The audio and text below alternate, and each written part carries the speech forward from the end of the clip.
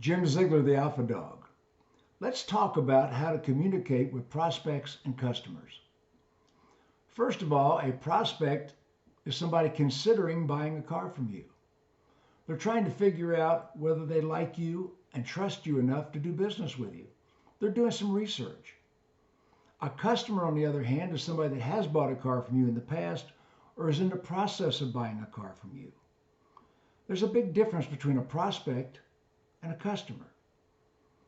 Most people on the telephone, most people on chat, most people submitting a lead, those are prospects. Those are not customers yet. Before we get started, I'd like you to notice that I did not use a background on my video today. Usually I have a custom backdrop. Today I'm sitting in my office because I wanted you to notice the bookcases in my office behind me. I want you to notice the plaques, the trophies, the awards that I have won: National Sales Trainer of the Year, National Management Trainer of the Year, Lifetime Achievement Awards. They're on the walls in my office, they're on the bookcases, they're on the shelves. Numerous awards: Sales Trainer Awards, Management Trainer Awards, sales trophies.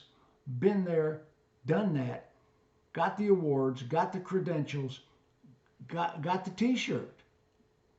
So many people today in our business who call themselves car sales trainers are frauds.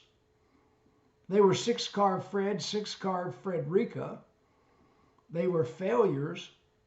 They blew out of the car business, and all of a sudden, six-car Fred's got some Facebook credentials, and they're calling themselves a sales trainer.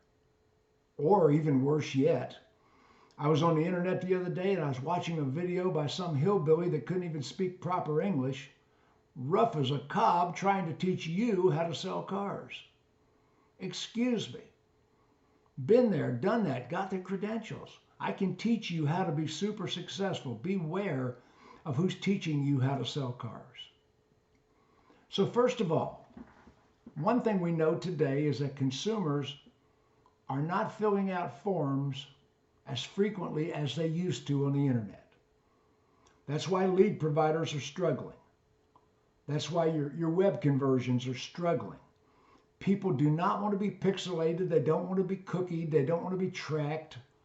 They don't like to fill out a form. And increasingly, they're showing up in person. They're showing up on the telephone. Increasingly, consumers are showing up or calling the dealership or showing up on a web chat. You absolutely have to have a good chat provider on your website today. You've got to be able to communicate with these people on the keyboard in real time while they're still there, before they've moved on, before they've shopped elsewhere. So chat is all important. I hope that you have it. So first of all, if they email you, if they come in from a lead provider, yeah, I didn't say it was totally dead. I said it was dying. If they come in through a lead provider, if they come in on your website, communicate with them the way that prospect wants to be communicated with. Don't call them immediately unless they want to be called. It's more important to communicate with them. If it's an email, I'm going to make a video almost immediately. My good friend Elise Kephart is the queen of video response marketing. Every time a consumer called her BDC and what she trains today, send those people an email video immediately. Mrs. Jones, hi, this is Jim Ziegler at ABC Dealership. I got your inquiry on the new Audi Q7. Notice I called her by her name. Mr. Abernathy, this is Jim Ziegler. I got your inquiry. I'm with ABC Nissan, ABC Dealership, ABC Cadillac, ABC whatever. A good friendly dealership. I got your inquiry. So I called them by their name. That lets them know this is a custom video made exclusively for them. So send the customer a video email acknowledging you are in receipt of their inquiry. I'll be contacting you later, or whatever. Call me. I've got some great news for you. Here's my phone number. Give me a call. Or text me at. Give me a call or text me at. Now, if it's a chat, one thing I'm going to say is, would you like me to text you some more information? Would you like some additional photos of the car? Would you like some more information? Now, one thing you got to understand is that customer might not be calling for a price or a payment. Some people are just calling to find out if they can get financed. Try to find out why they're calling you, why they're contacting you. You know which unit they're on. Try to find out what their motive is for contacting you. Very important. And then the phone rings. Hi, Jim Ziegler. Who am I speaking to? Notice what I just said. Hi, Jim Ziegler. Who am I speaking with? First of all, identify yourself. Hi, this is Jim Ziegler. Who am I speaking with? Get their name immediately. Ralph Abernathy. Sir, how do you spell Abernathy? Write down their name. One of the first rules is get their name and use it. Mr. Abernathy, how do you spell Abernathy? How can I help you today? Did you hear what I just said? Mr. Abernathy, how can I help you? That is totally inappropriate on the parking lot. Can I help you? No.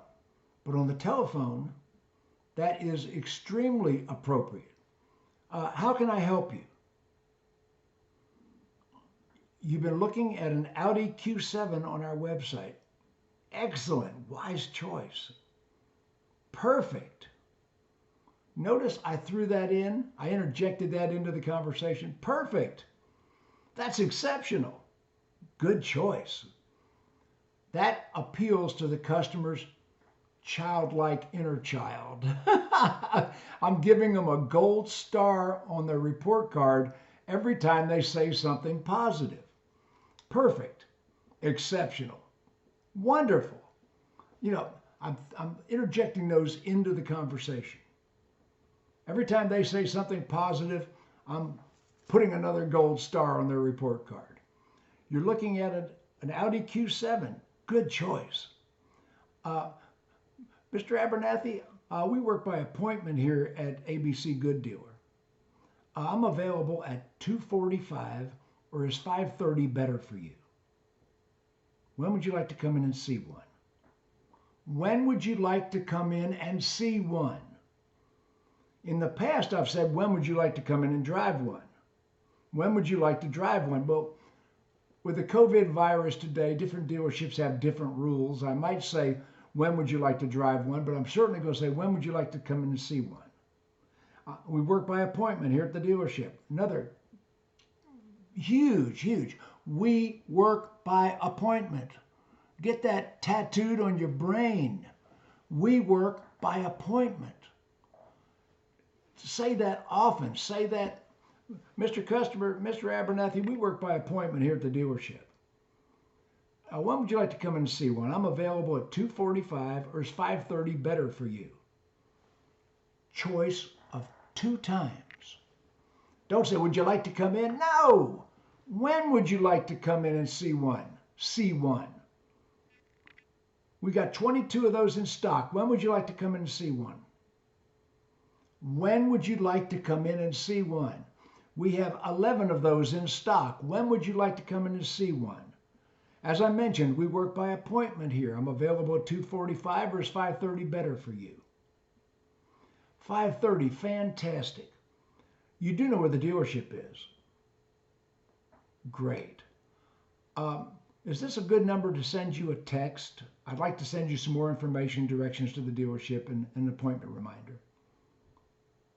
Great. Would you like some more information? Maybe some additional photos of the car? Tremendous. Great. That's wonderful. 5:30, You know where the dealership's at. Now, if you're running late, you will call me, won't you? Certainly. I will return the call if anything changes I don't think anything's going to change with my schedule, but if it does, I'll return the favor. How can I reach you? Is this a good number? Tremendous. Is that home or work? Okay, you're at work. Home. What's home? Cell. What's cell? Okay, that's okay. Is this a good number to text you? Okay, so this is your cell phone. Is that home? Okay, what is your home? Notice I say home, work. I make a question out of it. Home, work. I try to get every conceivable way to communicate with this prospect. Is that home or work? Okay, work, home, mobile. Those all become questions. So let's see. I've got a 5:30 appointment with Ralph Abernathy. You know where the dealership's at? We're at 53rd and 2nd Avenue. You know where we're at. Fantastic. I'll see you at 5:30. Looking forward to meeting you. Ask for Jim Ziegler. You did write that down. Fantastic. Have a great day. Click. The brevity of the phone call is important. You're not trying to sell them a car on the phone. You're only trying to sell an appointment that shows up, ultimately buys a car. The less time you spend on the phone, the better off you are. Now, what if they start sending some questions to you? Yes, Mr. Abernathy. How much are they? Okay, we have 11 of them in stock right now. They range anywhere from $44,000 to $71,000. Is that in your price range? Fantastic. So we're set for 5:30. I'll see you then. Anywhere from $44,000 to $71,000. Is that in your price range? Oh, you can't come in today. Okay, what time tomorrow? I'm available at 10:40 in the morning or 5:20 in the afternoon. Which is better for you? Go back to a choice of two times. You're assuming they're calling, not because they want information on the phone. Now, if they want information on the phone, we're certainly going to give it to them. Yes, sir. That stock number, that vehicle is advertised at $54,600. Is that our best price? Well, actually, that's the best price I'm allowed to give on the phone or on the internet. Legally, that's the best price we're allowed to advertise. Certainly a better deal available. Are we set for 5:30? Once again, go back for the appointment. Is that your best price? That's the best price I'm allowed to give on the telephone or on the internet for legal purposes. A lot of the manufacturers have you locked in anyway, so that makes sense. That's the lowest price I'm allowed to discuss. Is there a better price available? I'm sure there is. Are we locked in for 5:30? I certainly want to see your trade. You know, once again, I've got Mr. Abernathy on the phone. The shorter the conversation, the more chance I have of winning. So I have to achieve certain things. I have to know his name. He has to know my name, or she has to know my name. I'm not being sexist. He has to know my name. She has to know my name. I have to know their name. We have to have a firm time of the appointment. And we have to be sure they know where the dealership is. You'd be amazed how many people don't know who they're calling. They get off the phone, they go to the wrong dealership. I can recall when I was selling cars, and there was a salesman named Ziegler at another dealership. And to make things even worse, he was the top salesperson at another Nissan dealership. So we're both selling the same type of cars. Many times I had people call me on the phone and, Jim Ziegler, who am I speaking to? How can I help you today? Mr. Jenkins. Mr. Jenkins. Oh, you're ready to get the 280ZX we looked at. Oh, yes, yes, yes. Yeah. Now, I'm at the other dealership today. I'm at our other dealership. I sold cars that people called up thinking they were talking to the other Ziegler at the other dealership. People do not necessarily know which dealership they called. I have ordered flowers for my wife in the past and found out she had gone to her mother's house that day. And here I am, I'm out of town, and I didn't remember which florist I had called. They're delivering them to my house. My mother-in-law is where my wife is, and I'm having flowers delivered to our house. My wife is at the mother-in-law's house tonight. I'm out of town, and I didn't remember what florist I had ordered from. People do that increasingly today if they didn't order online. So understand, a customer that calls you, be sure they know where the dealership is. I know their name, they know my name, we have a firm appointment time, they know where the dealership is. Get off the phone. Just another tip from the Alpha Dog.